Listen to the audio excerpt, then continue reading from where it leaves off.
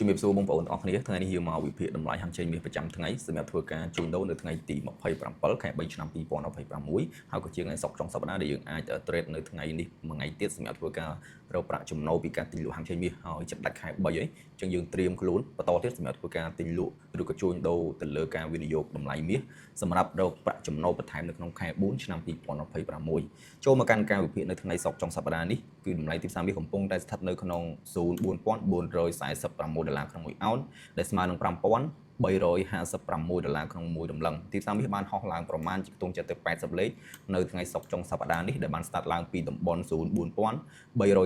ក្នុង1អោនលួចមកដល់តម្លៃ$4448ក្នុង1អោនយើងមើលទៅលើកម្រិតក៏ដូចជាដំណើរទីផ្សារមាសប្រហែលថ្ងៃចុងក្រោយនេះគឺមានភាពស្ងប់ស្ងាត់មិនជាមូលខ្លាំងឬក៏ច្រើនទេប៉ុន្តែកម្រិតដែលដើរ sideways គឺទីផ្សារបានដើរចន្លោះប្រមាណជាខ្ទង់ក្បែរ100លេខទៅ100ជាងលេខដូចគ្នាមិនមែនដើរតិចដូចជាកាលពីឆ្នាំកន្លងទៅទេអញ្ចឹងទីផ្សារមាសកាលពីថ្ងៃច័ន្ទគឺមូលខ្លាំងមែនទែនប្រមាណជាខ្ទង់450លេខដែលបានដោនចុះមកខាងក្រោមបន្ទាប់ពីបានចុះច្រើនតម្លៃទីផ្សារមាសគឺកំពុងតែដើរ sideways នៅក្នុងថ្ងៃទី2ទី3ទី4ទី5រហូតដល់ថ្ងៃសុក្រនេះផងដែរចូលមកកាន់ការសង្ខេបក៏ដូចជាការវិភាគទៅលើបច្ចេកទេសនៃដំណើរទីផ្សារមាសសម្រាប់ធ្វើការទិញលក់នៅថ្ងៃទី27ត្រូវនៅថ្ងៃសុក្រនេះផងដែរយើងមកមើលទៅលើតំបន់ទាបចុងក្រោយដែលទីផ្សារកំពុងតែស្ថិតនៅក្នុងតម្លៃ$4351ក្នុង1អោនដែលជាតំបន់ support ទីផ្សារព្យាយាមចុះមកគូសមរយៈពេលប្រហែលថ្ងៃចុងក្រោយនេះឥឡូវនេះទីផ្សារបានព្យាយាមហោះឡើងវិញហើយអញ្ចឹងតំបន់កំពូលមួយនេះដែលយើងចាប់កំណត់សម្គាល់គឺស្ថិតនៅក្នុងតម្លៃ$4480ក្នុង1អោនបើយើងប្រៀបធៀបពីតំបន់4350ទៅចន្លោះ4480ប្រមាណជាខ្ទង់130លេខដែលទីផ្សារដើរនៅក្នុងរង្វង់មួយនេះប៉ុន្តែគោលដៅនៅក្នុងថ្ងៃនេះផងដែរទីផ្សារគឺទោះបីជាបានឡើងទុំប្រមាណជា80លេខហើយក៏ដោយប៉ុន្តែទិសដៅយើងមើលឃើញគឺនៅឡើងបន្ថែមទៀតថ្ងៃសុក្រនេះគឺទំនោរគឺឡើងហើយឡើងបន្ថែមទៀតឡើងមកលើតែម្ដងអាចបិទផ្សារនៅចន្លោះតម្លៃប្រមាណជា400ក្រាស់ទៅតម្លៃតំបន់500ឬក៏530ក៏ថាបានដែរអញ្ចឹងសម្រាប់ការជួញដូរនៅថ្ងៃសុក្រនេះតាមការវិភាគនៃកសិកររបស់យើងទំនោរទីផ្សារគឺ up trend យើងអាចរកឱកាសលក់យើងអាចរកឱកាសទិញស្របទៅលើកម្លាំងឡើងបានសម្រាប់ការលក់វិញយើងអាចឲ្យទីផ្សារឡើងច្រើនចាំលក់ឬក៏ធ្វើការលក់ទាញផលចំណេញខ្លីៗការពារហានិភ័យទៅលើការជាប់ហូរវែងផងដែរនៅក្នុងលំហូរស្រាប់ឈើ30នាទីយើងមើលឃើញតំបន់ trend មួយនេះគឺទីផ្សារព្យាយាមនៅក្នុងការបុកបំបែកផ្ដាច់ឡើងពីតំបន់ trend line តូចនៅក្នុងចន្លោះតម្លៃ$4410ទៅចន្លោះ$4450ក្នុង1អោនអញ្ចឹងនៅក្នុងតំបន់នេះអាចថាជាតម្លៃល្អខ្លាំងដែលទីផ្សារbreak up ហោះឡើងទៅលើច្រើនមានការកើនឡើងខ្ពស់រហូតដល់តម្លៃ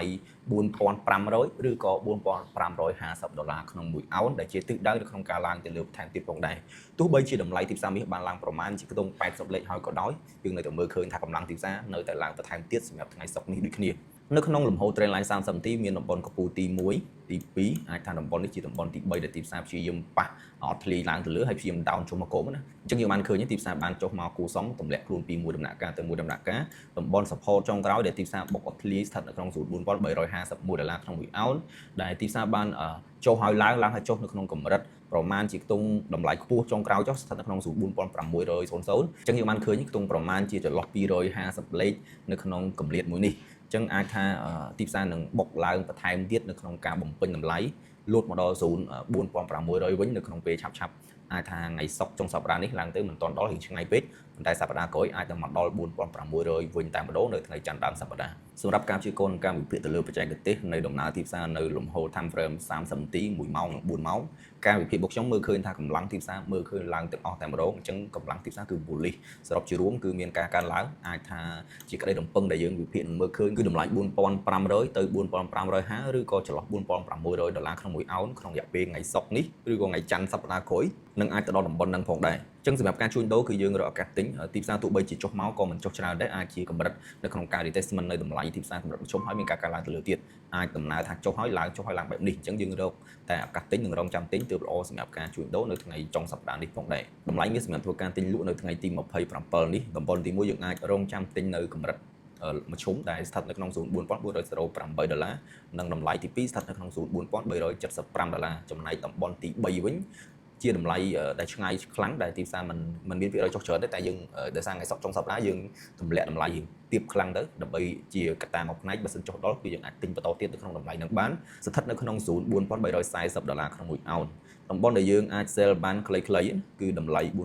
$4,885 ជាតំបន់ទី1ដែលអាចបូកបានតំបន់ទី2ស្ថិតនៅក្នុង$4,519 និងតំបន់ទី3ស្ថិតនៅក្នុង$4,556ក្នុង1 ounce តាមការព្យាករណ៍របស់យើងគឺតម្លៃទីផ្សារមានការកើនឡើងអញ្ចឹងយើងអាចលក់ទាញផលចំណេញខ្លីៗឱកាសទិញអាចទាញផលចំណេញវែងបាននេះគឺជាការព្យាករណ៍និងការវិភាគទៅលើបច្ចេកទេសនៃដំណើរទីផ្សារមាសសម្រាប់ធ្វើការទិញលក់នៅថ្ងៃសុក្រចុងសប្តាហ៍ហើយក៏មានតែប៉ុណ្្នឹងជូនពរបងប្អូនទាំងអស់គ្នាទិញលក់ហាងចេញមាសទទួលបានប្រាក់ចំណេញច្រើនរាល់ចម្ងល់និងព័ត៌មានបន្ថែមបងប្អូនអាចឆាតសួរតាមរយៈលេខ Telegram ដែលមានលេខ093 825579យើងនឹងជួបគ្នានៅវីដេអូបន្តទៀត